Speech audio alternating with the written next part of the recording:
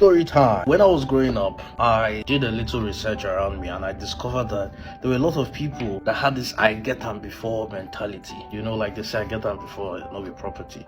We had a lot of people who used to be rich but are no longer rich. As I became a little bit rich, I tried to make sure that I don't fall into that same trap that people around my society fell into. When I teach people, because I'm a speaker, I talk all over the world, I ask them to make sure they go back to their generational pattern. There is something we call learned behavior. The way your father laughs is most likely how you laugh. The way he walks is how you walk. It's not necessarily genetics. The way your parents do certain things is how, as a child, you just mirror it and start to do like them. So if you can learn all these behaviors, patterns from these guys, understand that you can also learn wealth patterns from them. So if your parents, maybe they were risk averse, the father used to be I get them before kind of man, you need to ask yourself, what did he do? Because you don't want to mirror such things. You don't want to copy such things. Because the way you learned how to walk like your father, care like your mother, you need to be careful not to learn bad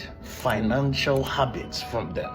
Okay? For me, I decided that I would never be such a person. I swore that I'm going to be someone who is going to make money and sustain it. And when I discovered that I'm going to do that, I started implementing some certain principles in my life. And one of it is, for you to rise and never fall, the most important thing you need to do is build a solid network. What do I mean? Remember when they say your network is your network and all that? That's great. But you also need to understand that your network, the people you surround yourself with, when you start to fall, when you start to lose yourself in business, these are the people that can take you up from the ground and turn you into who you used to be. A lot of people know that my tribe, the Igbos, are wealthy people compared to most other tribes in business. We have been good in business for decades, if not centuries. So the masses then, they do not travel to gain exposure. They did not build solid networks within their business niche and outside their business niche. So they didn't travel to get connections outside and see the world so they can start newer ventures. A senior friend will be Kubana. You see that some of his ideas, I will not say all,